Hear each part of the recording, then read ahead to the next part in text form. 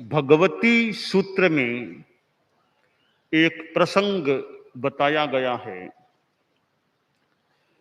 तेनम कालेनम तेनम समयेनम समणस्य भगवो महावीरस्य अन्तेवासी अयमुत्ते नामम कुमार समणे पगई भद्दए पगई उवसन्ते पगई पयणु कोह मान माया लोभे म्यू मद्दव संपन्ने अल्लीणे बिणीए।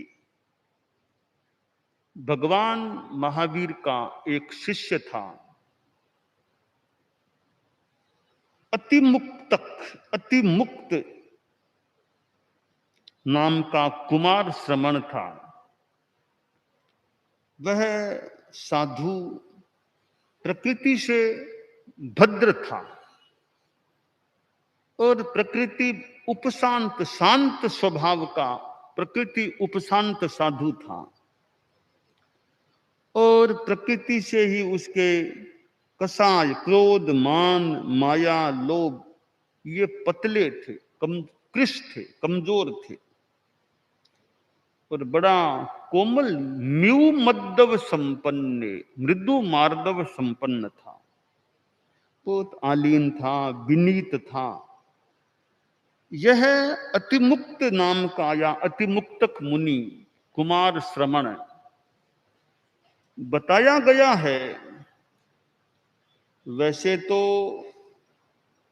अंतगढ़ दशाओं में अतिमुक्तक मुनि की बात का एक वृत्त मिलता है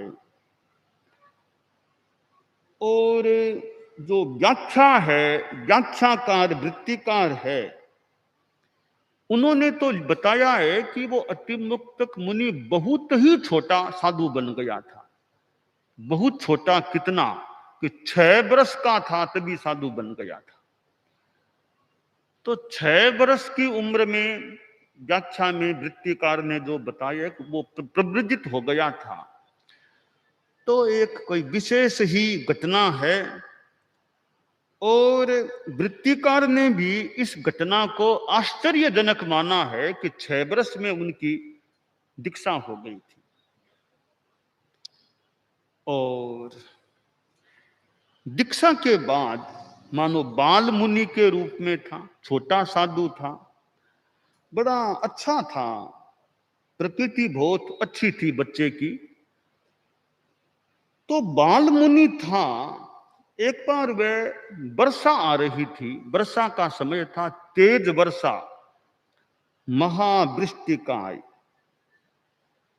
वो बाहर गया, जैसे संत लोग पंचमी समिति के लिए बाहर जाते रहे हैं। तो रजोहरण पात्र पास में वो बाहर गया। तो वर्षा का समय था। तयणम से अयमुत्ते कुमार समणे वाहयंग वहमानंग पासई पाशिता मट्टियाए पालिंग बंधई बंधिता नाविया में नावियो विव नावमयम परिग्रहगम उद्गंशी पब्बाह माने अभिरमयी। तो वे बाल मुनि अतिमुक्त बाहर गया। उसने देखा कि वहां जल प्रवाह बह रहा था। वर्षा में कई बार वो बाड़े से बैठते हैं पानी, तो जल प्रवाह बहता हुआ वह देखा।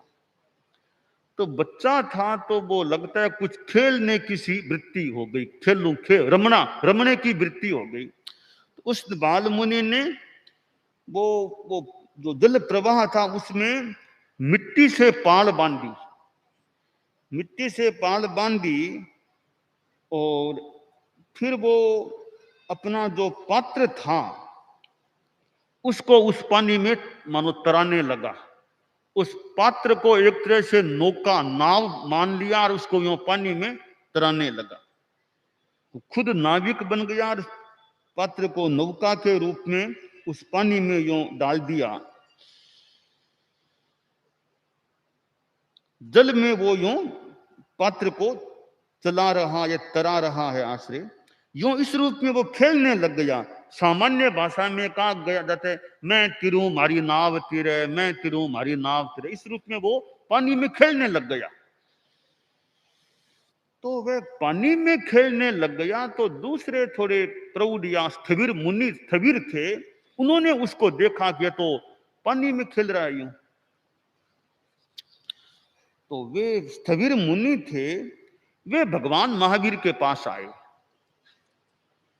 और मानो भगवान महावीर के पास आए और उनके मन में कोई भाव आया, अगर ये क्या बच्चा है, पानी में खेलता है, क्या साधु है, थोड़ी ऐसा कोई अवहेलना का सा भाव आया होगा संतों में। तो वे जाकर के कोई व्यंग्य की भाषा में बोले या सीधी भाषा में बोले, जाकर के भगवान महावीर से प्रश्न किया। प्रश्न इस रूप में किया, प्रश्न कि भगवान आपका जो ये अंतेवासी शिष्य है, अंतेवासी अतिमुक्त कुमार श्रमण है, वो कितने जन्म लेकर मोक्ष में जाएगा, कितने जन्मों के बाद मोक्ष में जाएगा, यानी ऐसे खेलते वो कब मोक्ष जाएगा, कितने जन्मों के बाद मोक्ष जाएगा, किसी लहजे में पूछा होगा, कब वो सब दुखों का अंत करेगा, यह प्रश्न किया। तो भगवान महावीर ने उन साधुओं को फरमाया, उत्तर दिया, अज्योति समणे भगवं महावीरे ते थेरे एवं बयासी एवं खलु अज्जो ममम अंतेवासी अयमुत्ते नामम कुमार समणे पगई भद्दय जाव विणिये सेनम अयमुत्ते कुमार समणे इमेणम चेव भवगहनेनं सिद्धिहिति जाव अंतम करेहिति। भगवान महावीर ने कहा, साधुओं आर्यों, मेरा अंतेवासी वो कुमार श्रमण अतिमुक्त है, वो इसी भव में मोक्ष जाएगा, इसी जन्म के बाद वो मोक्ष जाने वाला है, सब दुखों का अंत करने वाला है। तो साधुओं देखो, तुम अतिमुक्त कुमार श्रमण मुनि की हिलना मत करो, उसकी निंदा मत करो, गर्हा मत करो, अवमानना मत करो, देवानुप्रियो तुम उसकी सेवा करो, बहुत अग्लान भाव से उसे स्वीकार करो, उसको आलंबन दो, सहारा दो और भोजन पानी से उसकी सेवा करो, भैया कृत्य करो। यह मेरा शिष्य है, वो इसी जन्म में मोक्ष जाने वाला चरम शरीरी अंतिम शरीरी मेरा शिष्य है। यह बात भगवान महावीर ने स्थविरों को कही। तब स्थविर भगवंत जो थे, भगवान महावीर से ऐसी बात कहे जाने पर वे भगवान महावीर को बंदन नमस्कार करते हैं और जो बाल मुनि था अतिमुक्त कुमार श्रमण, और उसकी सेवा में लग जाते हैं। तो यह एक बाल मुनि का भगवती सूत्र में संक्षेप में प्रसंग बताया गया है।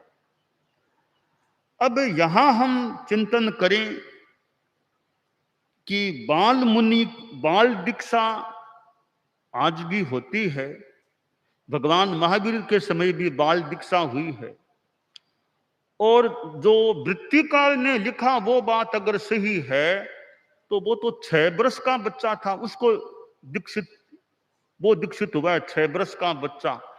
वर्तमान में तो खैर 6 वर्ष की बात ही नहीं है, वर्तमान में हमारे धर्म संघ में एक भी दीक्षा 6 वर्ष के बच्चे की आज तक नहीं हुई है। सामान्यतया दीक्षा 8 वर्ष पार, अति सातिरे 8 वर्ष के बच्चे की होती है सामान्यतया। तो यह तो वृत्तिकार के अनुसार तो 6 वर्ष का बच्चा दीक्षित हुआ था। तो यह बाल दीक्षा जैन शासन में आज ही नहीं, इस हिसाब से प्राचीन काल में भी हुई थी।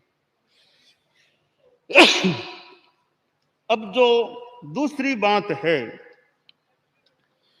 कि भगवान महावीर ने जो कहा कि तुम बाल मुनि को आलंबन दो, भोजन पानी से उसकी सेवा करो, ध्यान दो, इससे एक बात यह निकलती है, किसी रूप में हम ग्रहण करें कि भगवान महावीर ने बाल मुनि की सेवा का मानो निर्देश दिया कि वो बच्चा है, बच्चे को संभालो, उसका खान पान ध्यान दो, आलंबन दो, स्वीकार करो उसको, तो ये बाल मुनि की सेवा करना, उसको संभालना भी एक बहुत महत्वपूर्ण कार्य है।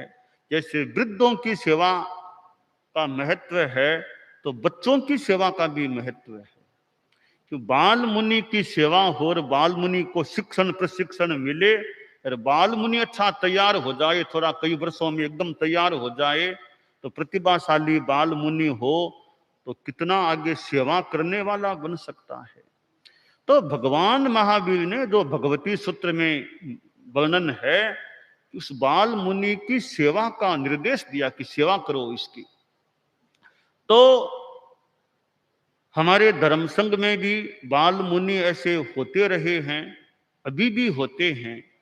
और संत लोग जो बड़े हैं, उनका फिर काम है बाल मुनियों को संभालना, सेवा करना। तो बाल मुनि की सेवा की जाए, उसका मन अच्छा लग जाए, संयम में रम जाए, और फिर वह अध्ययन अच्छा कर ले। देखिए, बड़ी उम्र का दीक्षा ले, वो तो अध्ययन कितना कर पाए कि न कर पाए, ठीक है, साधुपना अपना पाल ले, अध्ययन कितना कर सके कहना थोड़ा कठिन है।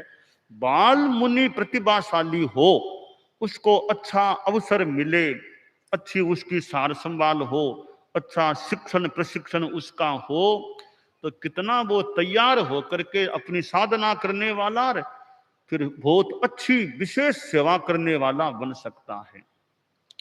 इस माने में हम देखें, परम पूज्य आचार्य श्री महाप्रज्ञ जी थे, बालावस्था में साधु बन गए थे। जीवन के 11वें वर्ष में परम पूज्य कालूगणी के द्वारा सरदार शहर में माघ शुक्ला दशमी को विक्रम संवत 1987 में वे दीक्षित हुए थे। अब एक बाल मुनि ही थे, छोटे ही थे, तो कालूगणी का सानिध्य मिला, मुनि तुलसी का भी योग मिला। और एक बाल मुनि जो छोटी उम्र के थे, बढ़ते बढ़ते प्रतिभा का भी कितना विकास हुआ होगा। और मुनि अवस्था में भी हमारे धर्म संघ में एक मान्य साधु, मान्य संत बन गए थे। दार्शनिक विद्वान, संघ में एक तरह से जिम्मेवार से बहुत अच्छे मानिस थे, संत बन गए थे। क्योंकि मैंने तो उनको मुनि अवस्था में भी देखा है। आचार्य श्री महाप्रज्ञ जी जब मुनि थे, मुनि श्री नथमल जी स्वामी टमकोर थे, मैंने तो उस अवस्था में भी उनको देखा है कि वो उस अवस्था में, मुनि अवस्था में एक दार्शनिक संत, एक विद्वान संत, एक मानिस्ते संत के रूप में हमारे धर्म संघ में थे। और बाद में तो खैर युवाचार्य बन गए, आचार्य श्री भी बन गए थे, युग प्रधान आचार्य भी हो गए थे।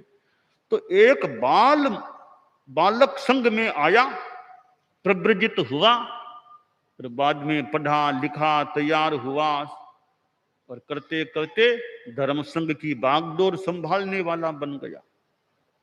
तो एक एक बच्चा बालक होता है, पता नहीं कौन बच्चा धर्म संघ की, समाज की, दूसरों की कितनी अच्छी धार्मिक आध्यात्मिक सेवा करने वाला बन सकता है। परम पूज्य आचार्य तुलसी थे, वो भी बालक ही थे, 11 वर्ष पूरे हो गए थे, 12वां वर्ष लग गया था। 12वें वर्ष में वे दीक्षित हुए थे, जिनका वर्णन कालू यशो विलास में आया था। एक बालक थे, कालूगणी के साये में रहे, और एक बालक कितना एक सामने आ गया कि 22 वर्ष की अवस्था में हमारे धर्म संघ के परम पूजनीय आचार्य बन गए। वे तो एक बच्चा थोड़े से वर्षों के बाद धर्म संघ के आचार्य पद पर आरूढ़ हो गए। तो एक बाल मुनि कितनी सेवा करने वाले बन गए। और गुरुदेव तुलसी ने 60-61 वर्षों तक आचार्य प्लस गणाधिपति के रूप में कितनी सेवा की, हमारे धर्म संघ की सेवा की, मानवता की, दूसरों की, जैन समाज के कितने रूपों में उन्होंने सेवा की है। ऐसे परम पूज्य कालूगणी खुद थे, एक बालावस्था में मगवागणी के पास दीक्षित हुए, और एक अच्छे मुनि के रूप में सामने आए, और एक दिन आया डालगणी के उत्तराधिकारी बन गए, हमारे धर्म संघ के अधिनेता बन गए।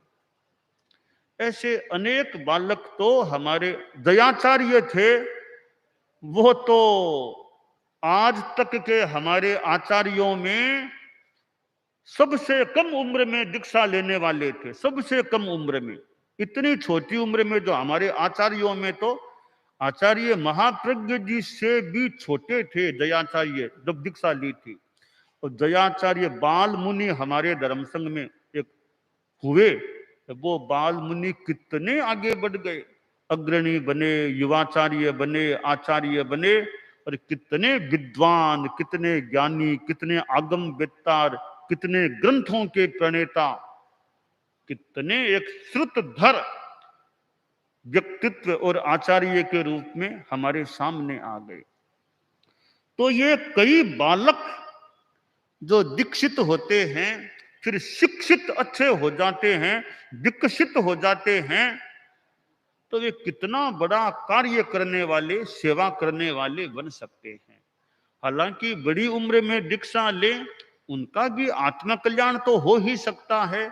शास्त्र में भी कहा गया है कि भाई कोई बाद में दीक्षा ले, उनका कल्याण कहाँ, पच्छाविते पयाया क्षिप्पम गच्छन्ति अमर भवनाइम, जय सिंह पियो तो संजमो ये तब खंतीय बम्ब चेरम। बाद की उम्र में भी दीक्षा लेते हैं, जैसा कि श्लोक है, वो भी देवलोक में एक मोक्ष में चले जाते हैं। जिनको तपस्या प्रिय है, संयम प्रिय है, शांति ब्रह्मचर्य प्रिय हैं, ऐसे बाद में दीक्षित होने वाले भी कल्याण कर सकते हैं। ठीक है, कल्याण तो कर ही सकते हैं, करने वाले कार्य भी कर सकते हैं। पर जो बालावस्था में दीक्षित होते हैं, प्रतिभा संपन्न, आचार संपन्न, अच्छे होते हैं, वो और भी विशेष रूप में अपनी प्रतिभा से, बुद्धि से, कौशल से, योग्यता से धर्म संघ की सेवा कर सकते हैं। तो हमारे आचार्यों में बालावस्था में दीक्षित होने वाले हुए हैं, और संतों में भी, भले आचार्य नहीं भी बने, संतों में भी हमारे कितने बालावस्था में दीक्षित हुए हैं। आज भी हमारे गुरुकुलवास में जो संत हैं, इनमें से अनेक संत बालावस्था में ही दीक्षित, हमारे मुख्य मुनि महावीर हैं तो बालक रूप में दीक्षित हुए थे, छोटे बच्चे थे तभी उनकी दीक्षा हो गई थी, अब मुख्य मुनि के रूप में है। तो कौन साधु किस रूप में उभर कर सामने आ जाए, तो वे माता पिता भी बड़े मानो धन्य हैं जो अपने बच्चों को धर्म संघ में दीक्षा के लिए समर्पित कर देते हैं। और फिर वे बच्चे, कई बच्चे तो आगे बढ़ते हैं और धर्म संघ के लिए बड़े एक कार्यकारी भी बन जाते हैं। हमारे आज गुरुकुलवास में अनेक संत हैं, जो बहुत से संत हैं जो बालावस्था में दीक्षित हुए हैं। आज कई वो संत मेरे देखते देखते कार्यकारी बन गए हैं, सेवा दे रहे हैं, प्रतिभा से, बुद्धि से, कार्य से, सूझबूझ से अपनी सेवा दे रहे हैं। तो वो बालक आगे पढ़ लेते हैं, तैयार हो जाते हैं। हालांकि और भी विकास को अवकाश हो सकता है, पर कार्यकारी बनकर के सेवा देते हैं। इसलिए कई बार ये बालावस्था की दीक्षा ज्यादा लाभदायी सिद्ध हो सकती है सेवा, बौद्धिक आदि सेवा की दृष्टि से। तो भगवती सूत्र में जो अतिमुक्त कुमार श्रमण की बात आई है कि बालक थे, अब बच्चा है, तो बच्चे में थोड़ी चंचलता तो मान लो हो सकती है, चाहे साधु हो चाहे सामान्य बच्चा हो। बचपन है तो साधु बन जाने के बाद भी वो थोड़ा थोड़ा शैशव का भाव है, बचपन का भाव कभी कभी तरंग उठा देता है, तो कभी थोड़ी क्रीड़ा रमना, ऐसा कोई प्रमाद कर दे, कुछ भी कर दे, वो भी बच्चा मान लो कर सकता है। ऐसे बाल मुनियों को थोड़ा संभाल लिया जाए, प्रेरणा दी जाए, कभी थोड़ी कड़ाई से, कभी नरमाई से, कभी प्रेम से, कभी किसी रूप में थोड़ी प्रेरणा दे करके थोड़े से वर्षों में वे तैयार हो जाते हैं। उनकी फिर प्रमाद की वृत्ति खत्म हो सकती है, फिर वे अच्छे युवा संत के रूप में, अच्छे संत के रूप में भी उभर करके सामने आ सकते हैं। तो गुरुदेव तुलसी के युग में कितने बच्चे दीक्षित हुए थे, आचार्य महाप्रज्ञ जी के समय भी कितने बच्चे दीक्षित हुए थे। अभी वर्तमान में भी हमारे कई बच्चे बैठे हैं, ये कई हमारे छोटे छोटे संत बैठे भी हैं, और हम मुनि खुश यहाँ और ठिकाने में कई होंगे। अब बच्चे बच्चे दीक्षित हुए हैं, अब धीरे धीरे पढ़ते हैं, पढ़ते पढ़ते काम करते करते, ठीक है सबकी प्रतिभा एक समान न भी हो, अपने ढंग से सेवा देने वाले, एक सेवा लेने वाले किसी रूप में वे रह सकते हैं। बच्चे हैं, पहले तो सेवा लेते हैं मान लो, फिर अच्छे तैयार हो गए, फिर सेवा देने वाले बन जाते हैं। बौद्धिक सेवा भी सेवा है, कोई और तरह से अपनी सेवा करते हैं, सहयोग करते हैं, गोचरी पानी काम काज सहयोग करते रहते हैं। तो अनेक रूपों में सेवा हो सकती है। तो यह बाल दीक्षा की जो बात है, ठीक है, ऐसे बिना मतलब बिना मन किसी को मूंदना तो ठीक है, चिंतनीय बात, पर एकदम जातियों की आज्ञा लेकर के परिषद के बीच में पूछताछ के साथ योग्यता लगे तो दीक्षा दी जाए, उसका महत्व है। बाकी वो आयार मुंडा दीक्षा वो तो खैर एक चिंतनीय बात है, पर अच्छी दीक्षा हो तो उसकी अपनी उपयोगिता बाल दीक्षा की हो सकती है।